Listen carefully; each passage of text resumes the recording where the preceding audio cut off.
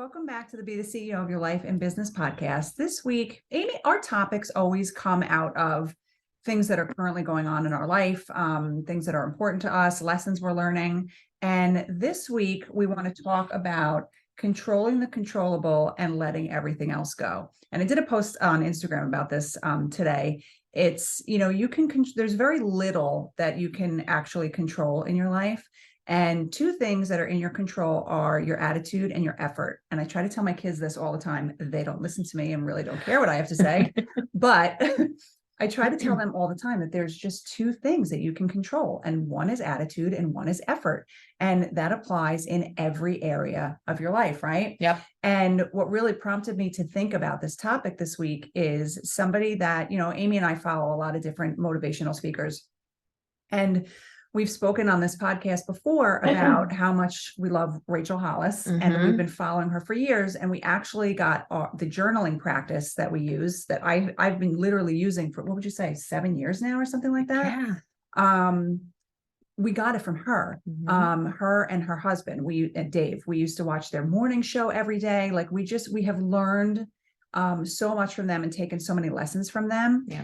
And Dave Hollis, at 47 years old, passed away last weekend, and we were floored, right? Remember I texted you at like 6 It derailed my day. I literally stopped in my tracks and had to find all the things out because I was like, this is not possible. My first thought was like he was in a tragic accident. Right? Like there was something, I don't know. He was running and somebody hit him with a car. I don't know. And I panicked to then see that he had allegedly, what they've said so far is that he had some kind of like a condition with his heart and passed away at his home. And I don't know if it's so funny because we follow people on social media, right? Yeah. And it's almost like, obviously you don't know them, but Right. you feel like you're like a part of their circle because like you follow them. And so he, is part of this whole group that we follow, like him, obviously Rachel Hollis, Brendan Burchard, Ed Milet, Jenna Kutcher, like all of them, Jamie Kern-Lima, and they were all actually together recently in January. And I was actually, 3 weeks before he died. Yeah. He was with all of them and they posted pictures. And so they're just a very inspirational group of people. And to hear that he passed away really like stopped me in my tracks. I was literally, it's so ridiculous because I did not know him, but I was so upset the whole day. Yeah. The whole day. Me too. Because so triggered by it. And it was just, it's so sad because I feel like I've learned so much from him. And it's funny because when we used to watch their morning show, I always felt like I related more to him because he came from corporate America. He was a very high executive at Disney. And he left his position at Disney to help Rachel run their business because she, rose to fame with her books and all this different stuff. Yeah. So he left Disney to, help her run the company. And so I always felt like, I guess because he came from corporate America, like I just related to him more because we come from that structure, right? The 9 to 5, the being, in a certain place at a certain time and that rigid structure. Yeah. I just always related to him and admired him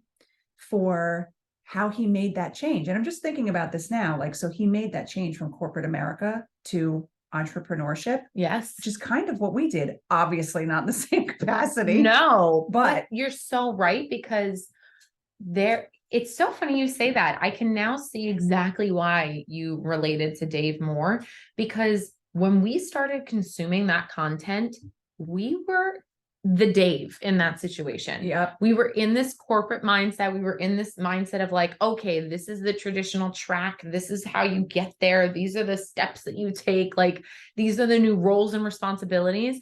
And then there was Rachel Hollis, who was like blazing her own trail, like sitting around like, this is what I envisioned her doing, sitting in a chair, writing in a journal, coming up with the next great idea, and then like going and making a product about it. And her mind was like, so not type A, like you and me. Foreign to us. It was like this creative, like ethereal thing. So we couldn't relate to it.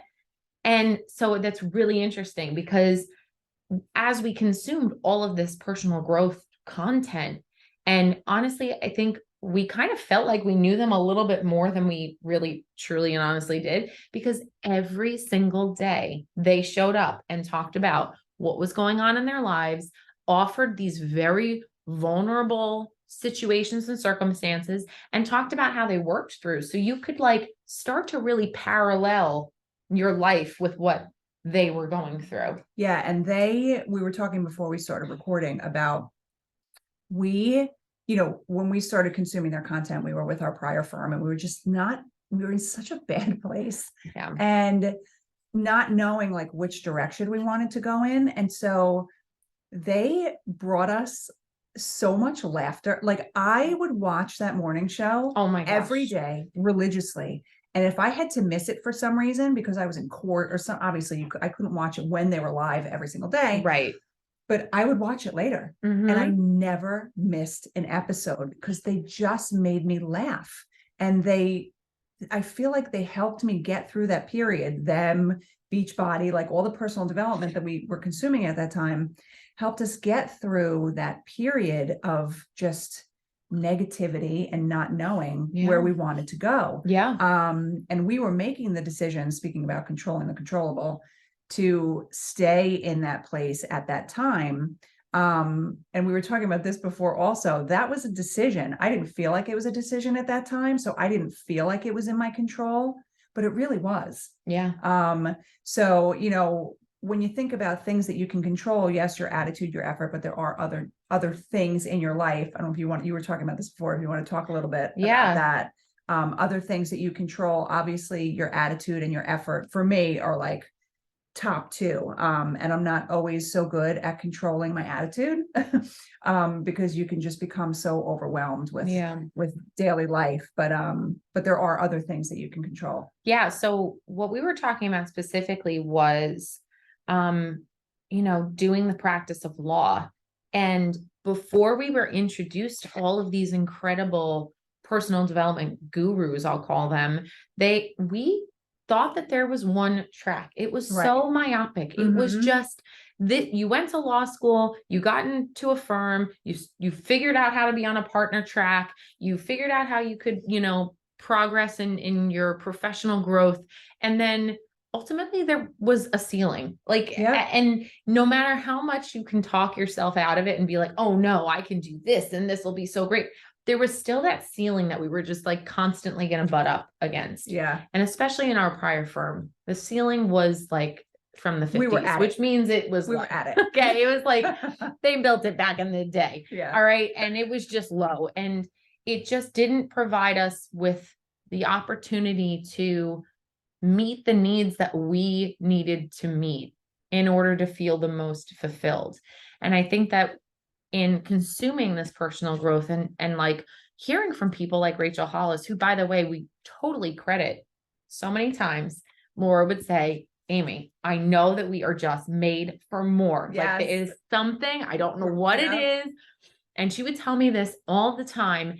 And we didn't know what it was, but we credit that, that was something that Rachel Hollis introduced us to, this concept of like, what are you made for? What else are you made for? And it made us really think like, what did we want from this practice of law? It's not working the way that that we're doing it. How can we change it? What can we do to change? And that's a choice. That's something that's within your control. Even though you will have everybody else on the outside saying, you need the job, you need the security, you need the money. Which is what I was telling myself at the time. And by the way, when you give somebody else the control over your job situation, you are not in control. You do not have security. So for us sitting there as members or associates of this firm, we were not in control of our destiny because one wrong move or one wrong decision or something happened, everything could have imploded on us. And it's very realistic. And, that false sense of security is not security at all. No. And now we can say that.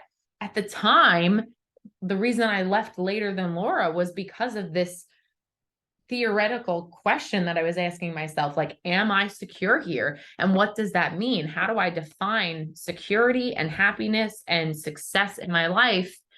And is this the measure of it? Like, is this the way that I'm going to get there? Yeah. Right. Yeah. And that was within my control. Again, when I made that decision, it was like the craziest, most invigorating feeling, and also like relieving feeling to make that decision and know that I had a different direction I was going in. And from that point forward, I was like, wow, like the confidence I had to make that choice is incredible. Yeah. But it's when you're stuck in it, you don't think it's in your control. So my Yeah. kids were very young. I was like, I have to, I have no Yeah. choice. I can't go anywhere else. I'm working close to home. I'm doing fine, even though I was not happy. Mhm. And I did feel like I would always say we are meant for, like, there's something more out there for us. Do you remember? I don't know if you remember this, when I had the idea where I wanted us to start a blog. Do you remember this? You might not even Yes. remember this. Nope, I do. And I thought we could just bring two different perspectives that would complement each other, because I have, you know, a lot of years of experience and practice. Amy's a younger attorney, so she, at the time, so she could bring a different perspective than I Yeah. had. And I thought it was such a good idea. And then I was like, where we were, I was like, no, we can't do this right now. We It can't. would not be acceptable. Nope. And I was so worried about what we would look like, what people would say. And so it was not a good place for us, but I felt at the time that I had no choice. Yeah. But when I look back, that was a choice that I made. It in theory worked for me at the time. It gave me the years of experience. I was close to home. I was able to do what I needed to do kind of with my kids. But that was a choice. And the choice to stay there was in my control. Yeah. Right. And part of making those choices, we also realized the sacrifice that we were making in some other areas of like success and happiness. And, you know, our wellness routine was really top notch, but not in the stress management and in the mindset, because we had so many limiting beliefs as to what we could do. We were like just there, we were just on the cusp, and we just needed these kinds of people, these influential personal growth you know, mentors from afar to really push us to be like, look, it is possible, right? Like Dave Hollis leaving corporate, he worked for Disney. Like, I mean, he worked for Disney. He was very high up, very high up, high executive in Disney, and switches over into like, okay, I'm going to help my wife's career. Here we go. And do something completely different. It's a completely different mindset and mentality to have with entrepreneurship. You need to adopt and like almost like study the way to adopt this growth mindset, that everything is a possibility and like everything is an opportunity disguised as something else. Right. Yeah. And that to us, we weren't in the environment that fostered that kind of way of thinking. Not at all.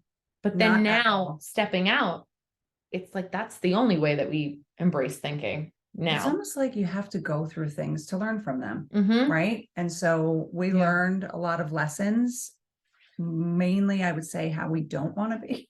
Yes. In our past experience. But I feel like all of those experiences were necessary to get us where we are. Yeah. So even though I didn't recognize then that I was really in control of my situation, I was making the decision to be there, and I was making most of the decisions as to where my career was going. But now, you know, having left that scenario and taken that leap of faith, which I don't think I would have been able to do if we didn't do all this personal development. Do you think so? I don't think so either. No, not at all. Because I can also see it in other people that are close to me, colleagues that sit there and say like, oh, but I need this, or, oh, I need to keep doing this because I have X, Y, and Z. And they miss out on the potential that you have for something greater. Right. Yeah. And it just goes back to everything being ultimately a choice, everything being a decision, and having people around you to really influence you to see things differently and see things as opportunities, as opposed to this is just the way that it is, and that's what you have to accept. That's also really important. Too. Yeah, I think so. And it also, I can look back now and recognize what I could not control. So while there are, you know, these things that you can control, there's also most things you cannot control. Yeah. Like you cannot control, how somebody else shows up. Right. So you can't control how other people react. You can't control what other people say to you. You can't control, the path that somebody else is going to take, which is a struggle that I'm having with my oldest Yeah. at the moment. You just can't control other people. So, at the same time that you're recognizing that there are certain things within yourself that you can control, your attitude, your effort, how you take care of yourself, right? There's so much that you can't control. And while it's incredibly hard to do this, you have to try to take steps to let go of those things, because if you don't, you'll just spend time drowning in the things that you can't control. Does that make sense? Makes total sense. And I want to highlight this, if you mind giving the example of what you're going through, because you yourself have gone on this path of like, okay, I'm in control of my destiny. If I am working at this big international firm and I'm on the partner track, right? Like I can control the next steps that I take.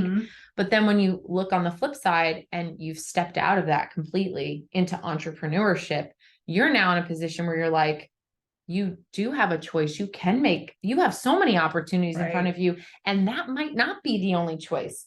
So it was a mindset shift. And how has that interplayed with what you're going through with like Matthew right now? So, my oldest son is super smart. He's so much smarter than I ever was in school.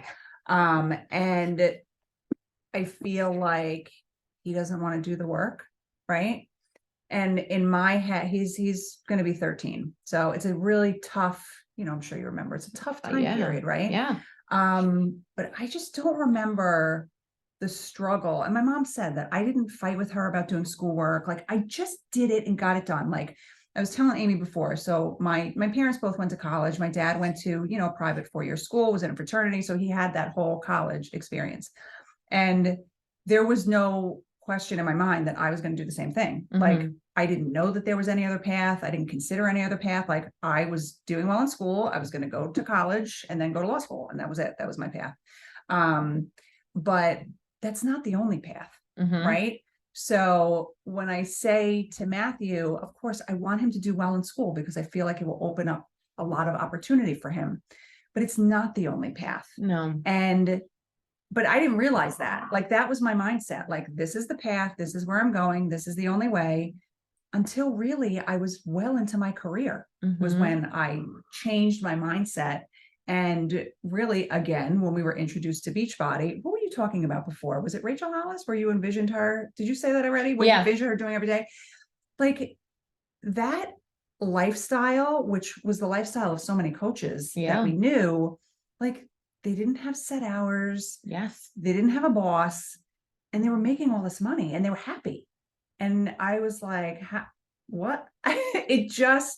It was so foreign to me because to me, there was one path, one way, and I was on that path and I wasn't going anywhere else. That was it. Yeah. And so that kind of like opened my eyes to there are other options out there. Like you don't need to go to college to be a Beachbody coach. Right. And there are plenty of people doing that, making a ton of money and are happy. Right. And helping millions of people. And on the flip side, you don't need to go to law school like we did and spend a ton of money to get a law degree and then be forced to continue to practice law just because you got it and you feel guilty. Because guarantee you, everything is going to be a lesson in your life. Like that experience that you had, that training, that skill, that critical thinking, all of that is going to help you in some way. Like if you allow it to help you in some way, it will help you in some way. Please. Yeah.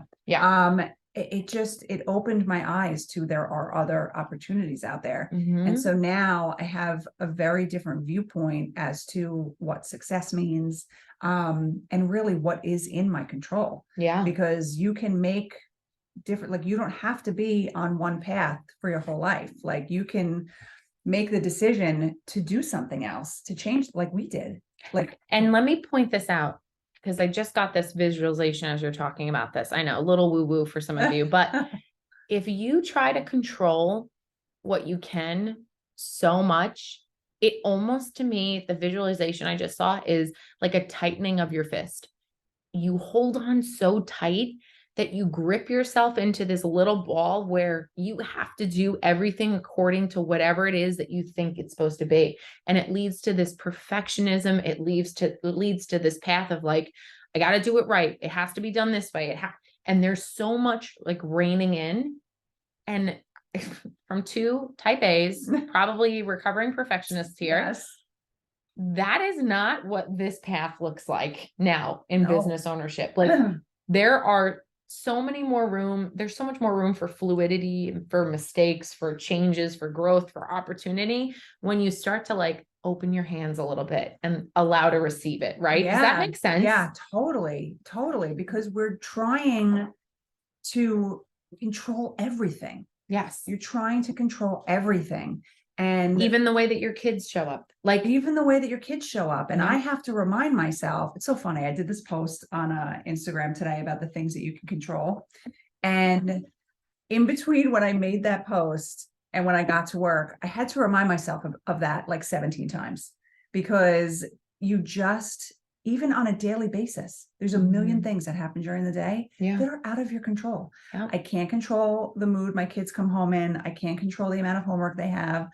I can't control, whether or not they want to go out and play as opposed to doing their homework. Like I cannot control those things.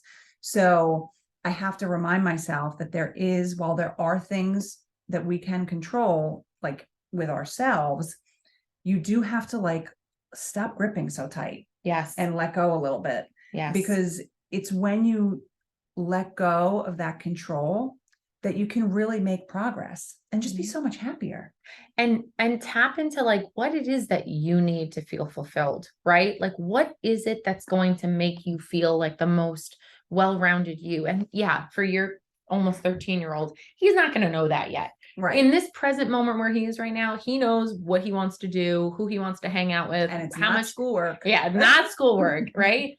But like I'll use this example too, with my husband who did not go to 4 years of college and but he has a passion for the fire service, for firefighting that is like unmatched. And he is in the perfect career for him. Like I cannot tell you how much the synchronicity of him being an instructor and him being around the fire service every day makes him the most well-rounded individual I have ever seen. Right. And we went through years of not seeing that realized in him because he was doing what he thought he was supposed to do. He had skills in other areas, so he worked in other industries, but he finally made the choice to follow the passion that really would make him feel the best and lead to less stress. And it has paid dividends to see him do that. And that wasn't an easy decision. No. And it was years worth of like waiting and hoping that this opportunity would present itself. And when it finally did, it was like, okay, we're all in. Like, let's do it. It's just a reminder that no matter where you think that your path is supposed to be heading, we say this all the time. If you asked us 3 or 4 or 5 years ago, if this is what we were going to be doing, we would have told you, no way. We wouldn't have forecasted a global pandemic. And we also wouldn't have forecasted that this would be the reality now. No. Right? No, this is so foreign from anything that we've ever known. So foreign. But every day, what we could do is control the way that we showed up. We control the effort that we put in. We control what we can. And we've really learned to lessen the reins on everything else and just really lean into what is every day going to bring. How can we confront it the best way that we know how and as authentically as we can? Yeah. So we hope that, this discussion will, prompt somebody to really think about, what they can control, which is very little, but think about what you can control and let go of whatever it is that you can't, because if you do, you'll feel lighter and you'll just be happier. So we hope these tips are helpful. We thank you for spending time with us and we'll talk to you on the next episode.